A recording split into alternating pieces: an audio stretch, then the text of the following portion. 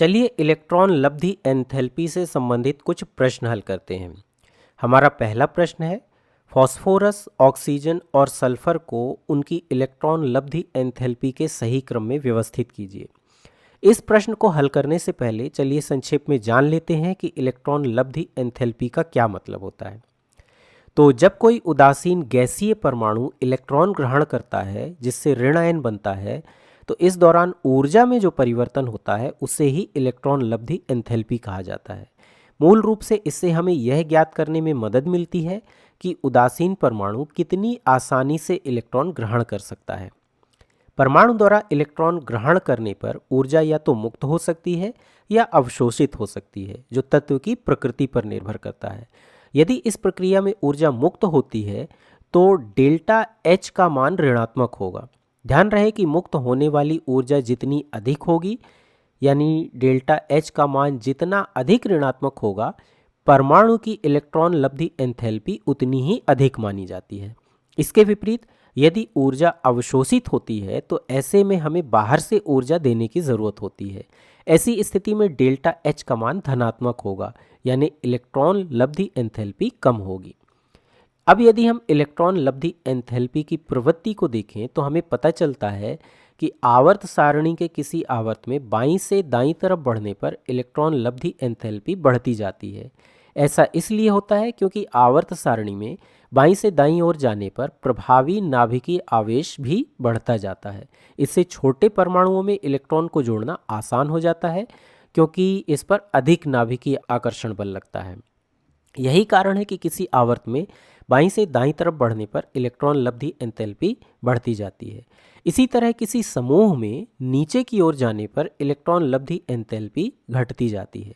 जैसे जैसे हम किसी समूह में नीचे की ओर जाते हैं, परमाणु का आकार बढ़ता जाता है। इसका मतलब है कि जुड़ने वाले इलेक्ट्रॉन नाभिक से दूर होते जाते हैं और उन पर नाभिकीय आकर्षण घटता जाता है।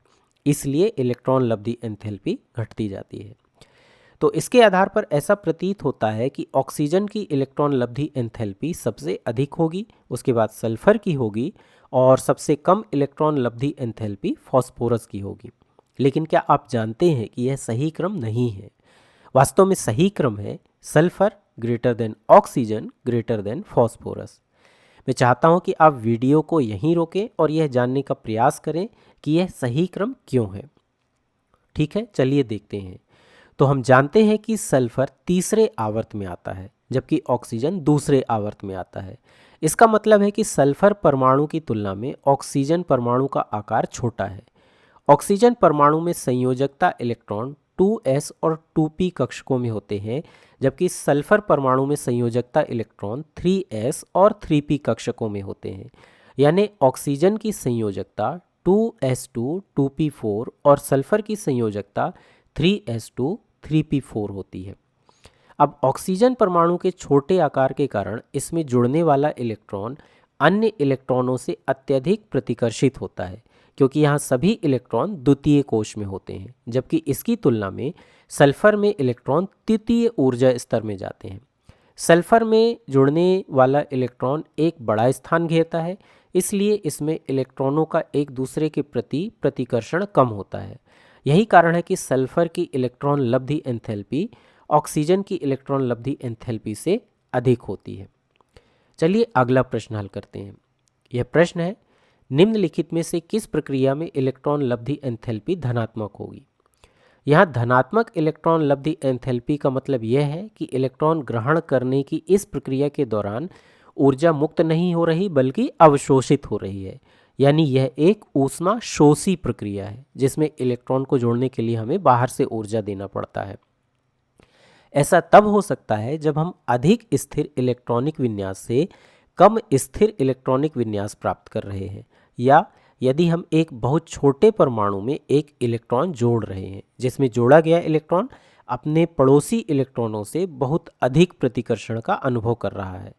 तो चलिए इनमें से प्रत्येक परमाणु का इलेक्ट्रॉनिक विन्यास देखते हैं और पता लगाते हैं कि क्या एक इलेक्ट्रॉन जोड़ने से यह अधिक स्थिर हो रहा है या कम स्थिर हो रहा है। तो इनमें से क्लोरीन का बाहरी इलेक्ट्रॉनिक विन्यास 3s2 3p5 है।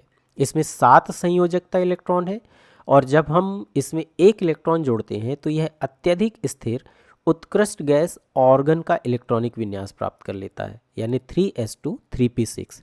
इस प्रकार इसमें अष्टक पूरी तरह से भर जाता है, यानी यहाँ एक इलेक्ट्रॉन ग्रहण करने पर इसे अत्यधिक स्थिर इलेक्ट्रॉनिक विन्यास प्राप्त हो जाता है। इसलिए इस मामले में इलेक्ट्रॉन लब्धि एंथैल्पी ऋणात्मक होगी, क्योंकि इस प्रक्रम में ऊर्जा मुक्त होती है। वास्तव में क्लोरीन की प्रथम इलेक्ट्रॉन लब्धि एंथैल्पी लगभग -349 किलोजूल प्रति मोल होती है। आइए अब दूसरे विकल्प को देखते हैं। यहाँ हाइड्रोजन का इलेक्ट्रॉनिक विन्यास 1s1 है और एक इलेक्ट्रॉन ग्रहण करने पर यह विन्यास 1s2 हो जाता है, यानी इसमें भी एक इलेक्ट्रॉन ग्रहण करने पर 1s उपकोष पूरी तरह से भर जाता है, जो अत्यधिक स्थिर होता है।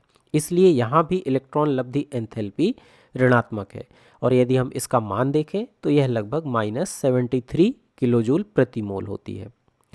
अब अंतिम विकल्प को देखते हैं, जो नाइट्रोजन है। तो नाइट्रोजन का बाहरी इलेक्ट्रॉनिक विन्यास 2s2 2p3 होता है, और इसमें एक इलेक्ट्रॉन जोड़ने पर यह विन्यास 2s2 2p4 हो जाता है। यानी यहाँ हम एक स्थिर किंतु आधे भरे हुए इलेक्ट्रॉनिक विन्यास 2p3 से एक कम स्थिर इलेक्ट्रॉनिक विन्यास प्राप्त कर रहे हैं। इसके अलावा नाइट्रोजन वास्तव में एक छोटा परमाणु है, और इसमें एक इलेक्ट्रॉन जोड़ना बहुत आसान नहीं होता है, क्योंकि जोड़ा गया इलेक्ट्रॉन दूसरे ऊर्जा स्तर यानी n = 2 में जाता है, और पहले से मौजूद इलेक्ट्रॉन इसे अत्यधिक प्रबलता से प्रतिकर्षित करते हैं। इसलिए इस प्रतिकर्षण से निपटने के लिए हमें यहाँ बाहर से ऊर्जा देना पड़ता है। यही कारण है कि नाइट्रोजन की इलेक्ट्रॉन लब्धि एंथैल्पी धनात्मक होती है। इस प्रक्रम के लिए आवश्यक ऊर्जा की मात्रा लगभग +7 किलोजूल प्रति मोल होती है। तो इस प्रकार हमारे प्रश्न का उत्तर नाइट्रोजन है, यानी नाइट्रोजन के लिए इलेक्ट्रॉन लब्धि एंथैल्पी धनात्मक होगी।